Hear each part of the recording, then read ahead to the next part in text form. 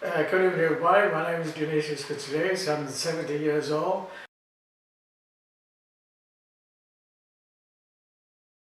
First of all, I will give you advice to start saving as early as possible, because as you're getting older, particularly after you pass 65, your income is diminishing and your expenses are increasing exponentially. Therefore, you have to save as much as possible at the earliest possible stage. You don't have to save a lot, but you have to be consistent. Every month or every year, you have to put some on the side. I will recommend that you open a Roth IRA and you start putting money there. The beauty of that is that after you take your money out, you pay no taxes whatsoever on your profits. And the money that you put in, because they're already taxed, you can withdraw them anytime. So if you have some emergency, or if you want to buy something like a house, a car, things like that, you can withdraw some of the money that you put in. So your recommendation would be to your younger self, make sure that you invest your money in retirement accounts. And that is correct.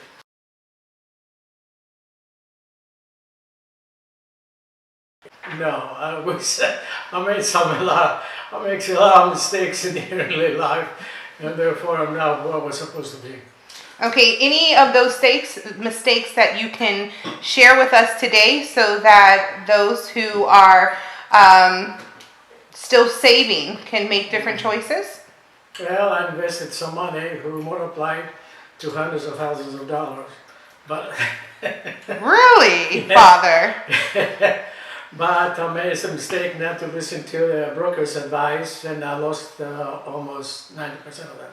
Okay, so then you would recommend when you invest your money to go to a financial advisor to help you allocate your funds? No, not necessarily. You can do a lot of stuff on your own, but you should consider the advice particular when they say that the situation is critical. And it's better to pay taxes rather than lose the money. That's what happened to me.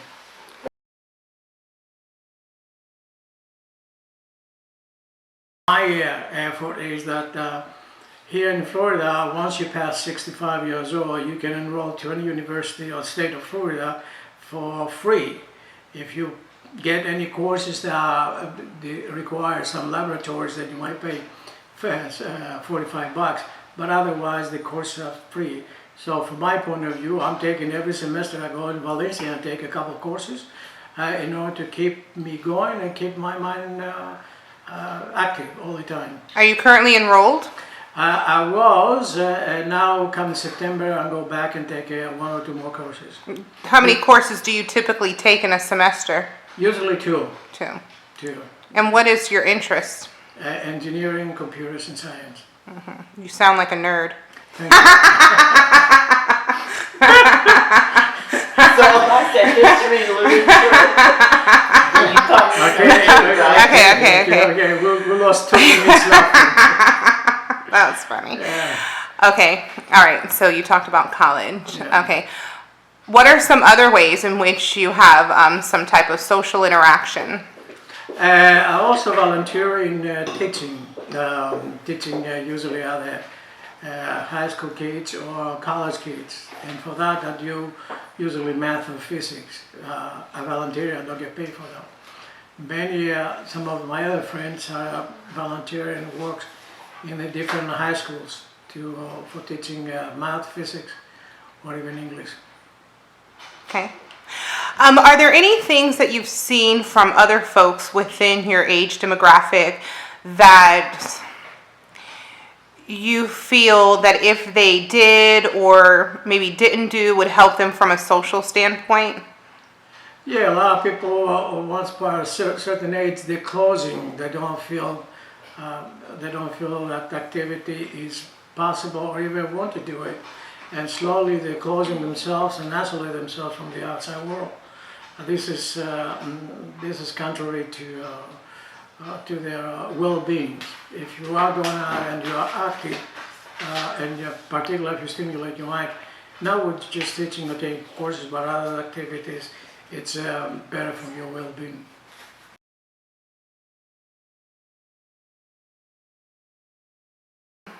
Okay, I don't know if I told you earlier, but I'm still working 40 hours a week, Monday through Friday, in order to keep busy and make some extra money on the side.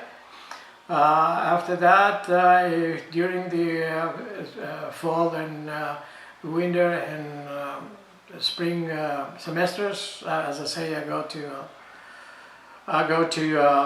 Valencia College. I take a couple courses. Also, participate in all the organizations that I say earlier, and I try to see as many of my kids and grandkids during the week.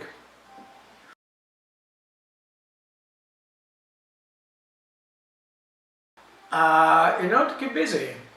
I mean, there is an enemy of functioning. If I do not do it, what I'm going to do all day? Okay, so by working, it keeps me busy, keeps me occupied, keeps my mind going, and also I make some extra money, which is beneficial. So, you know.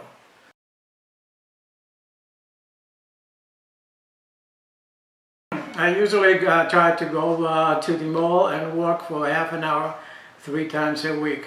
And the mall provides an environment which is safe and very comfortable.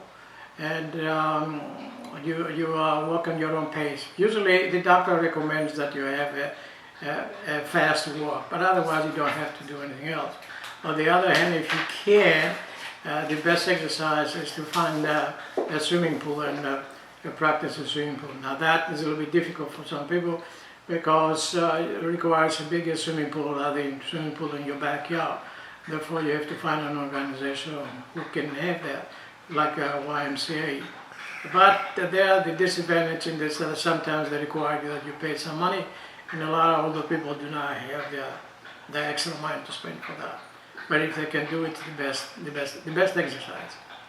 So you recommend swimming, but something that you found to work for you is walking through a shopping mall. Yeah, because that's the fast walk is a good cardiovascular exercise, so that's what most of us need.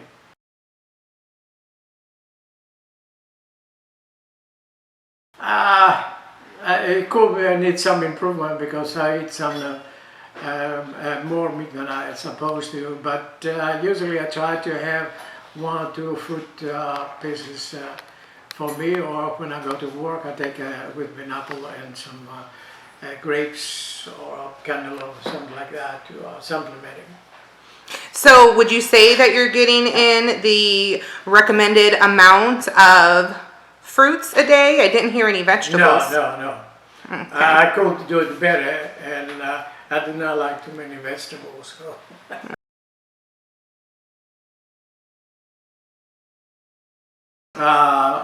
It's diabetes with high cholesterol, which I managed to bring it down to much manageable levels, and high blood pressure, which also brought it down to very good levels. The only problem is with diabetes is the doctor told me that it's something hereditary, and we try to control it with the medication. Okay, so you're on a medication. What type of medication? Same with the high blood pressure and cholesterol. Also, they are I call it hereditary. So all 3 of them will try to control it with medication. Can I ask how many medications you currently take on a daily basis? I take 3,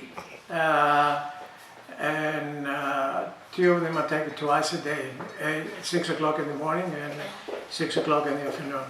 When, at what age did you have to start taking prescription drugs to help to effectively manage these chronic diseases? That was about, I'll say about 7, 8 years ago, and that was, we found it by accident. One day I went to the doctor, and he found that I have very high sugar levels, and he asked me what I did. So I told him early in the morning I drank almost a whole bottle of Coke. He recommended I go and be tested, and during the testing the result was that I was pre-diabetic and I have to control it some way. So you would say probably about 62 years old is when you found out that you had... No, I'll say about early 60s.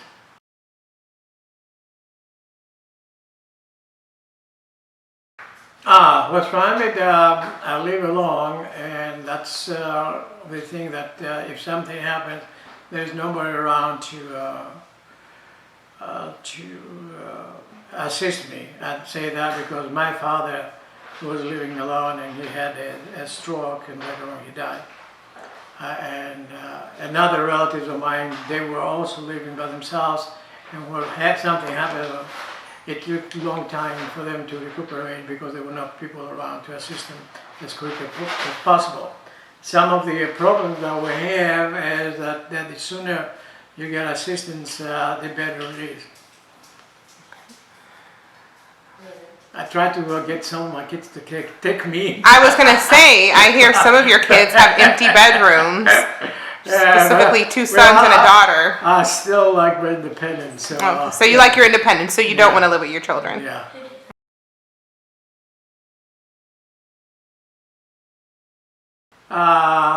With one respect, everything was okay except with one respect.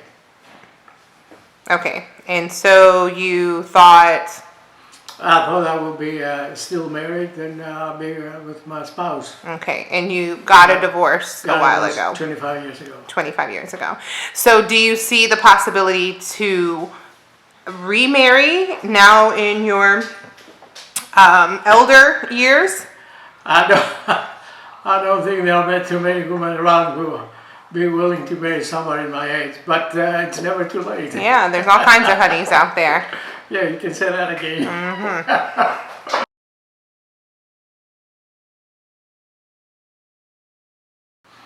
Okay, the thing that surprised me, did not exist at the time, is that more and more people are understanding that we live in an environment which constantly deteriorated by our mismanagement.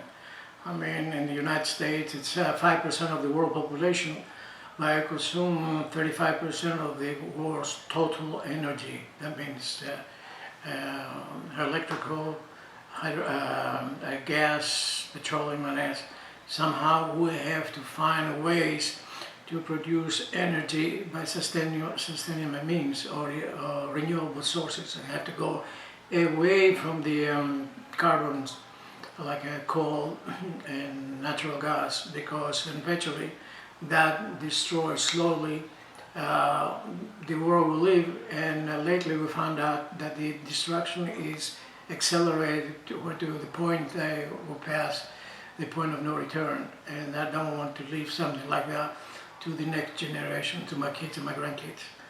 So when there's debate, specifically now in politics, about global warming, and if it's something in fact happening, so you say absolutely. Absolutely. Politicians are very good in policy making, but they are not scientists. They're who take the world of scientists who spend years or years in college and paid this and experts to understand the world we live, and put down and go away from economic prospects, but rather for environmental prospects, because these are worldwide.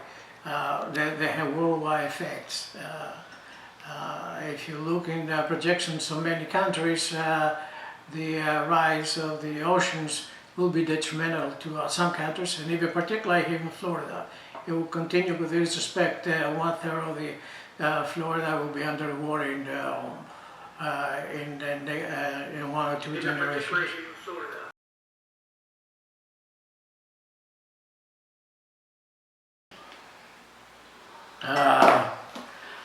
I want my legacy to be, I want all my kids and my grandkids to grow up and be good men, good persons, and try to live a good moral life. Pretty good. It's a lot of pressure on us. Yes, I know. And how many children do you have? 5.